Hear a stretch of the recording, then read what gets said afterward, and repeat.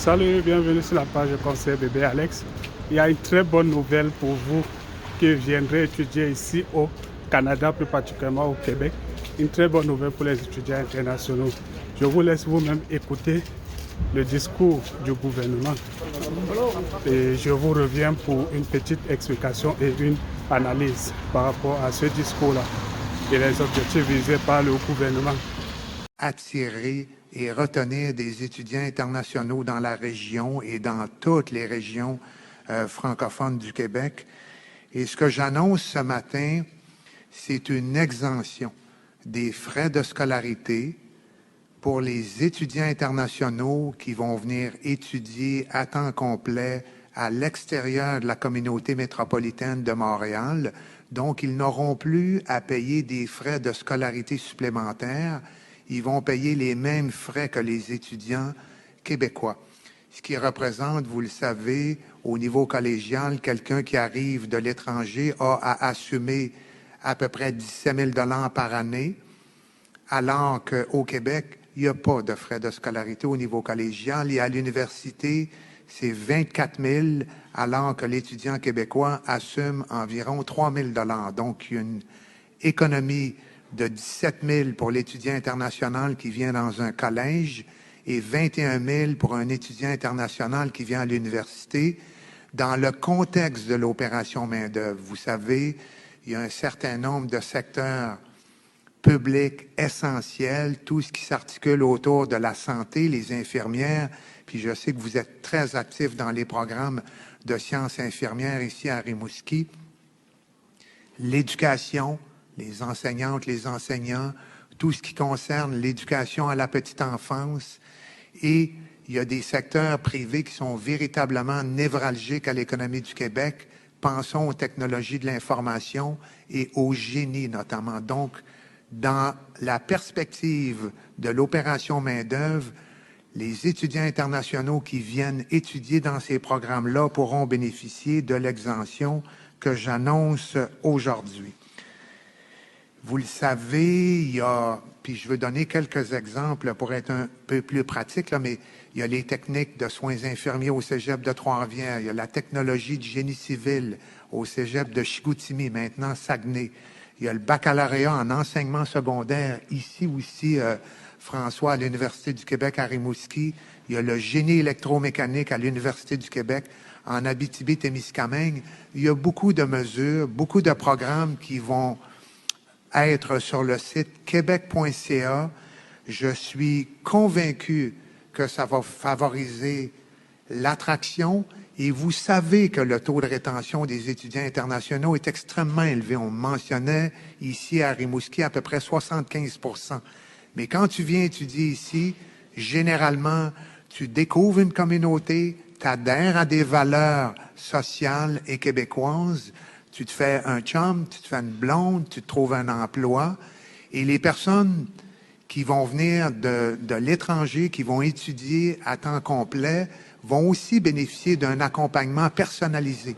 Tout le long du parcours, on va les aider à s'adapter, à trouver un logement, à se faire un réseau, à se préparer à un emploi parce qu'il y a des déficits de main-d'œuvre qui sont particulièrement aigus. Donc, je pense que c'est une force vive pour le Québec. Puis, un autre élément que nous discutions un peu plus tôt, quand les personnes arrivent ici au cégep de Rimouski, il y a aussi une forte probabilité que la personne puisse décider de continuer son parcours académique à l'Université du Québec à Rimouski. Donc, c'est du capital humain. Ici, dans notre constituante de l'Université du Québec, on a à peu près 10 %. On a à peu près 600 étudiants internationaux, donc il y a un potentiel. Cette mesure-là va entrer en vigueur au mois de septembre 2023. Elle ne sera pas rétroactive, mais elle va s'appliquer aux étudiants qui sont chez nous à ce moment-là, à l'extérieur de la communauté métropolitaine de Montréal, et qui sont dans les mesures, programmes visés par l'opération main-d'œuvre. On évalue à peu près 2850 étudiants qui vont en bénéficier à partir de ce moment-là, puis on anticipe en rajouter jusqu'à 1200 là, dans les 3-4 prochaines années. Mais il faut en faire la promotion. L'avenir du Québec passe par la régionalisation de ces étudiants internationaux-là. Il faut s'assurer de pouvoir en bénéficier totalement. Je pense que c'est la formule qui va nous permettre de gagner dans les régions, pour les étudiants, pour les entreprises, pour les partenaires qui sont impliqués dans l'écosystème social et économique du Québec. Alors voilà, merci, c'est l'annonce que je voulais faire et bien sûr souligner l'étroite collaboration de ma collègue à l'enseignement supérieur, Danielle McCann, qui va contribuer à la mise en application de ce que j'annonce ce matin. Alors, merci beaucoup de votre présence. Merci beaucoup, M. Boulay. Comme vous avez suivi, ce discours date de l'année dernière, en fait. Ça annonçait aux étudiants internationaux qu'ils seront exemptés des frais de scolarité, surtout ceux qui viendront pour étudier en région, donc hors des zones métropolitaines. Qu'on entend ici par zone métropolitaine, la grande ville, c'est-à-dire Montréal et tout. Donc, il faut aller en région. Les régions, en d'autres termes, c'est un peu comme des milieux, des endroits un peu reculés de la ville et tout. Mais c'est aussi développé, hein, mais c'est les régions en fait. Donc, il n'y a pas une forte démographie, il n'y a pas un fort circuit économique qui tourne là-bas, comme vous pouvez le savoir. C'est pour ça donc dans une dynamique, dans l'optique de faire en sorte que les populations y viennent, le gouvernement a donc annoncé que les étudiants internationaux seront exemptés des frais de scolarité pour ceux qui accepteront d'aller étudier dans ces zones-là. Bon, certains vont certainement demander quelles sont ces universités en région, puisque eux, ils ne sont pas au Canada, au Québec en particulier. Alors, il faut déjà savoir que vous avez des universités comme l'Université du Québec à Rimouski, vous avez l'Université de Laval, vous avez l'Université de Sherbrooke, vous avez l'Université du Québec à Trois-Rivières, vous avez l'Université du Québec à Outaouais, vous avez l'Université du Québec à Chicoutimi, vous avez l'Université du Québec à Nabitibi, Tamistamenke. Donc, voilà ces universités. Il y a aussi des cégeps, mais seulement les cégeps. Il y a certains cégeps qui bénéficient aussi de cette exemption. Donc, ce n'est pas tous les cégeps et ce n'est non plus tous les programmes. Mais il faut aussi savoir qu'il y a des programmes.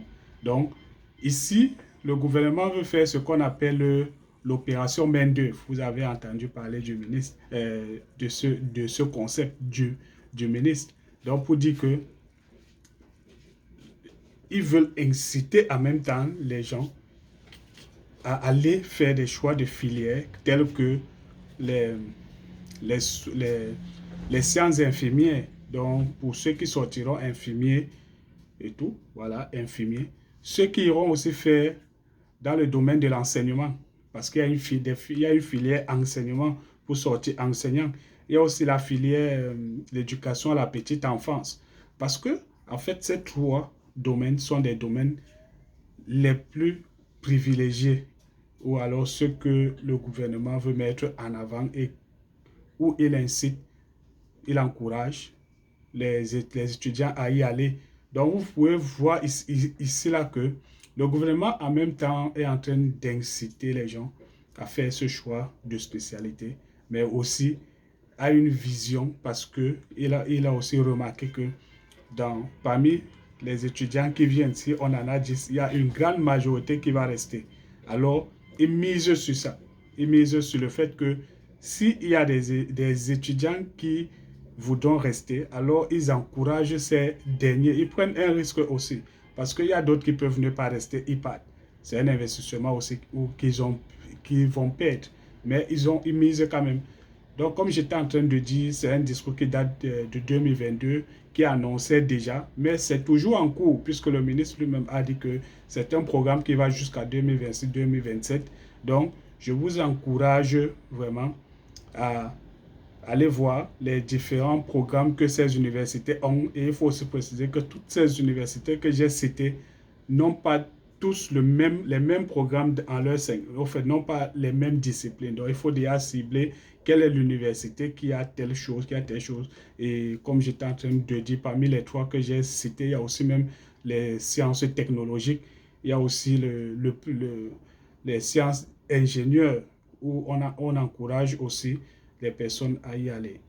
Donc, nous vous attendons nombreux ici au Québec, en particulier dans ces universités, et nous sommes disposés à vous accompagner et nous vous souhaitons une bonne chance. Mais j'insiste aussi sur un autre fait, c'est que vous devez avoir un très bon dossier aussi académique, parce que tout tourne aussi autour du dossier académique. Mais surtout de ces disciplines. Donc, ce n'est pas tous les programmes qui sont ciblés. Donc, vous n'allez pas aller faire un programme dans ces universités et après dire qu'on vous a... Parce qu'il y a certains qui disent, j'ai suivi sur YouTube, j'ai suivi sur telle chaîne, sur telle page, on a dit que les étudiants internationaux seront exemptés. Il faut bien suivre le discours qui a été fait. Il faut bien le suivre. Ce n'est pas tous les programmes et ce n'est pas toutes en fait, les universités que j'ai citées, oui, si elles ont ces programmes, oui, vous serez exemptés. Mais il y a aussi des conditions. Sur ce, nous allons revenir dessus dans une prochaine vidéo. Sur ce, bonne chance à tous.